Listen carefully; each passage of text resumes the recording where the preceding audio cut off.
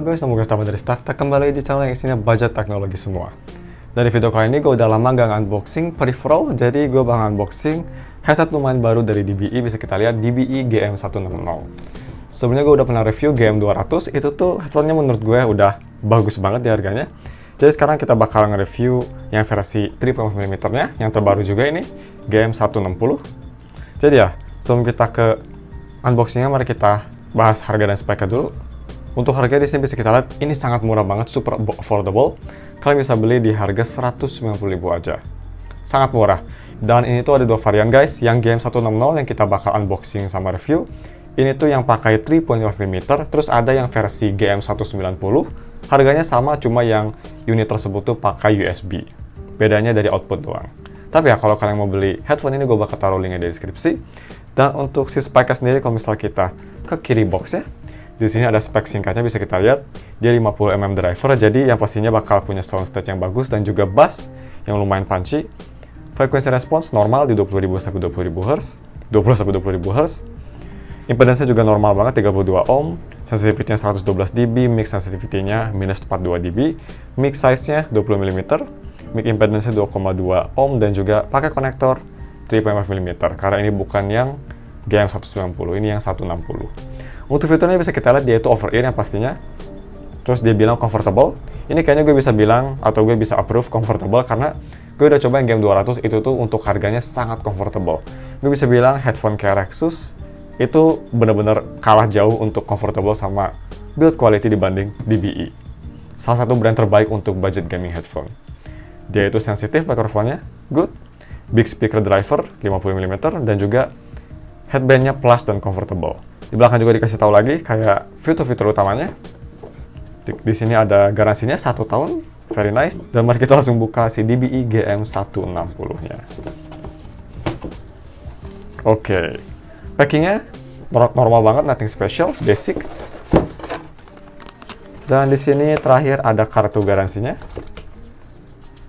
Cuma segitu aja di boxnya, kita kepinggirin dulu. Dan mari kita cabut si headphone-nya dari si cardboard-nya. Oke, nggak ada apa-apa, kepinggirin lagi. Dan di sini bisa kita lihat dia itu ada USB output juga. Ini tuh kayaknya USB outputnya buat si lightning-nya gitu, kalau nggak salah. Karena dia tuh si ear cup-nya nyala warna biru. Bisa kita lihat di gambar ini si ear cup-nya tuh nyala warna biru. Jadi mungkin itu USB-nya buat lightning-nya. Di sini juga yang lumayan unik, kalian dikasih converter. Karena si kabelnya tuh dia nyatu si headphone sama si microphone-nya, jadi kalian bisa pakai splitter. Oh guys, by the way, sorry kalau misal suara gue rada dead inside. Ini lagi sakit tenggorokan. Sorry for that. Oke, udah kebuka. Oke, dan untuk si kabelnya sendiri, dia lumayan panjang. Kayaknya tuh ini sekitar 2 meteran. Probably, kurang tahu. Kalau misal kalian tahu panjang kabelnya, bisa komen di bawah. Untuk kualitasnya ini basic banget, nothing special. Dan untuk si headphone-nya sendiri, oke, ini memang kayak versi premiumnya GM sebelumnya ya. Dia finishingnya tuh gue suka banget, kayak gunmetal gitu. Walaupun terbuat dari plastik yang pastinya, dan juga kerasa enteng dan sedikit kopong. Tapi looks-nya tuh ini emang kelihatan kayak versi premium ya. Lumayan kaca, ini gue lumayan suka banget. Headband-nya bisa kita lihat seperti yang di box, dia itu lumayan empuk. Dan juga yang gue suka dia itu di-adjust si headband-nya. Dia pakai headband style yang kayak gini, jadi bisa dalam tanda kutip automatic adjustment, gak usah di-adjust, dia langsung adaptasi ke kepala kalian. Very nice. Dan yang gue suka juga dari DBI itu, dari dulu sampai sekarang, yaitu si ear cups-nya. Dia tuh selalu punya ear cups yang sangat empuk banget, sangat plush dan empuk.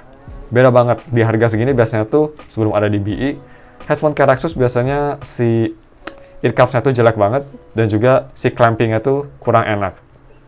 Terutama keluhan gue dari headphone murah, dia itu biasanya benar-benar nempel banget kuping kalian, kayak dipaksa neken ke si drivernya, yang pastinya bikin gak nyaman. Dan untungnya series line up DBI nggak punya masalah tersebut, which is very nice.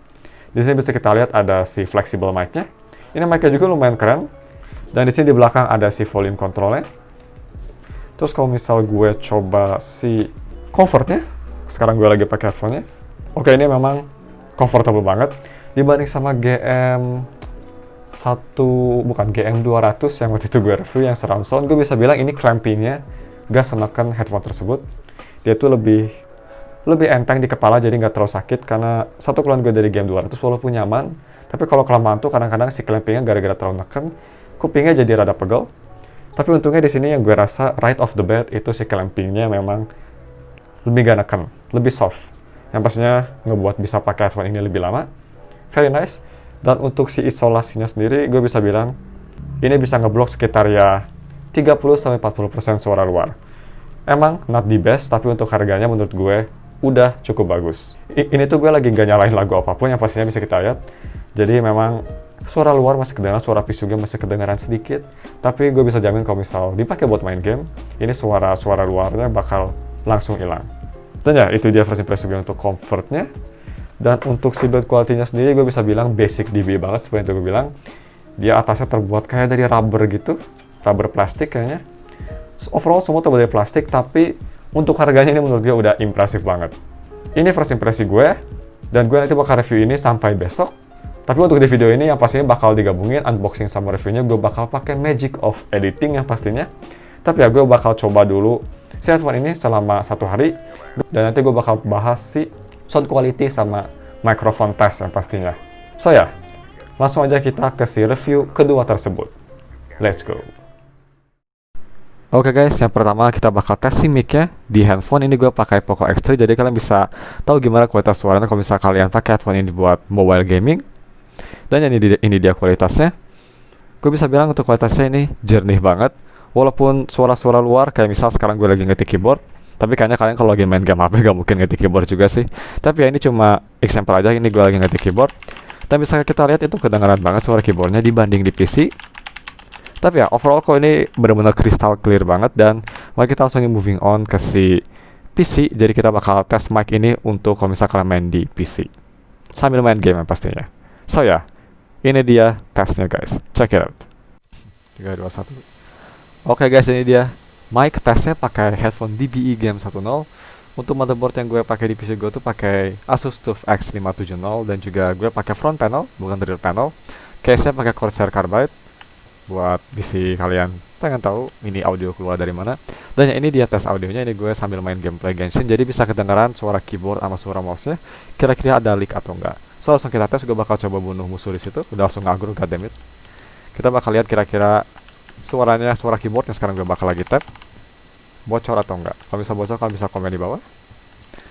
Tapi ya, gue bisa bilang ini untuk si mikrofonnya, for some reason kalau di PC kedengarannya sedikit lebih mendelap ya dibanding di HP.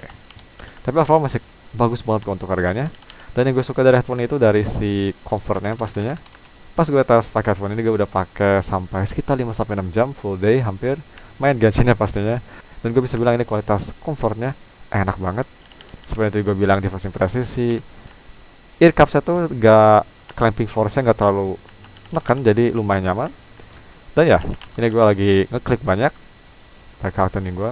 Kalian bisa cek kira-kira ada sound leak atau enggak. Itu sih menurut gue yang paling penting, karena kalau lagi main bareng teman kedengaran suara keyboard itu sedikit annoying. Tapi ya, kalian bisa komen di bawah kira-kira ada leak atau enggak. Dan mari kita langsung aja moving on ke section terakhir, yaitu ke si sound quality testnya. So ya, let's go.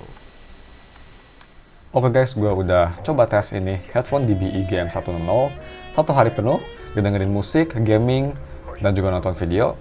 Dan mari kita bahas si sound quality-nya. Tapi ini gue bakal bahas cukup singkat aja. Jadi ada 3 di musik itu kan, ada low, mid, sama high. Jadi gue bakal bahas 3 itu aja secara singkat. Pertama untuk low-nya, ini surprisingly low-nya tuh nggak terlalu mendengung atau nggak terlalu bleber. Jadi lumayan oke, dia itu nggak terlalu punchy bassnya. Bassnya nggak terlalu gede banget, gak kayak headphone lain yang di overwhelming, bassnya overwhelming banget sampai ketutupan si mid sama si treble-nya. Di sini bassnya cukup tame atau cukup normal, jadi nggak terlalu nge-interfere mid sama treble-nya. Menurut gue ini bassnya cukup oke lah. Tapi kalau bisa mungkin ditambah sedikit lagi, karena kadang-kadang di beberapa aspek, kalau misalnya gaming, kalau misalnya kita lagi ada kayak bom meledak, itu tuh kurang ngebass, kayak sedikit kurang ngebass. Tapi misalnya itu udah oke. Dan untuk si mid-range-nya ini seperti yang kita expect di harga segini, dan untuk gaming headphone ini mid-range-nya mundur banget. Instrumennya sendiri nggak terlalu kedengeran, karena dia itu emphasisnya lebih ke treble sama low. Dan untuk si treble-nya sendiri ini lumayan bagus sebenarnya. Ini menurut gue salah satu aspek yang sangat bagus banget di headphone ini. Dia itu V-shape, tapi fun. Jadi tipe-tipenya tuh, ini tipe-tipe headphone yang ngedengerin semua lagu yang kalian suka atau main game apapun masih kerasa enak. Asalkan jangan di volume yang terlalu tinggi. Nah ini tuh mungkin salah satu kelemahan yang mungkin hampir semua orang nggak bakal peduli. Tapi karena gue tuh karena suka ngedengerin lagu di volume yang rada tinggi daripada biasanya, ini tuh di volume rada tinggi si treble-nya jadi sedikit nusuk. Terutama kalau di vokal cewek. Kalau di vokal cewek tuh kalau misalnya kita ngedengerin lagu-lagu anime atau lagu-lagu YOASOBI, itu tuh kedengaran si vokal ceweknya sedikit, kayak ada sedikit pecah lah. Kayak treble-nya tuh terlalu tinggi sedikit. Jadi bass-nya tuh sedikit lacking, tapi treble-nya sedikit terlalu tinggi. Jadi ya, kalau bisa sih di BE, di versi selanjutnya, bisa ngasih low yang pas banget, sedikit naik, dan juga treble yang sedikit turun. Kayaknya itu treble udah bagus banget, jernih dan crystal clear. Cuma sayangnya kalau misal di volume yang tinggi, terus ngedengerin suara yang ngelekit, kayak suara cewek nyanyi, atau suara apapun yang ngelekit, di game atau di movie atau di musik, itu bakal kerasa sedikit nusuk. Tapi untuk overall, ini untuk harganya memang edan banget. Kalau misalnya kita mau dibandingin sama headphone yang harganya sama, gue bisa bilang, untuk sound quality alone, ini udah di best. Tapi ditambah lagi dengan, menurut gue desainnya yang kelihatan keren banget, ini lumayan premium. Walaupun terbuat dari plastik, tapi kelihatan premium. Dan juga menurut gue, satu hal lagi yang sangat penting, menurut gue ada dua hal yang bikin headphone ini sangat worth it. Pertama dari sound quality-nya pastinya, dan yang kedua dari si ear cups-nya, atau comfortable-nya. Ini tuh gue bisa bilang gue pakai selama 6 jam lebih kemarin tuh, sangat-sangat comfortable guys. Ini ear cups-nya gede banget dan juga sangat empuk dan tebal. Jadi yang pastinya nyaman banget, clamping force-nya nggak terlalu neken, jadi nyaman. Terus si headband-nya juga ini empuk banget dan juga dia karena self-adjust, jadi kerasa seperti ngambang di kepala. Enak banget menurut gue. So ya, satu lagi juga untuk si soundstage-nya. Ini yang terakhir. Dia tuh soundstage-nya memang karena punya driver yang besar, jadi sangat besar banget. Gue tes coba main Valorant di competitive game. Itu tuh bisa kedengaran banget posisi musuhnya ada di mana. Jadi gue bisa jamin kalian bisa nentuin di mana keberadaan musuh pakai headphone ini. Easy. Tapi ya, untuk si overall sound-nya juga ini lebih ke arah balance, yang gue lumayan surprise, tapi overall gue sangat suka banget. So ya, cuma segitu aja mungkin unboxing dan reviewnya. Maaf kalau misal videonya jadi rada kelamaan. Jangan lupa subs, dan juga kalau kalian ingin nonton video seperti ini lagi, gue yang nge-review peripheral. Jangan lupa leave a like. Thanks for watching, we'll see you in another video. Bye.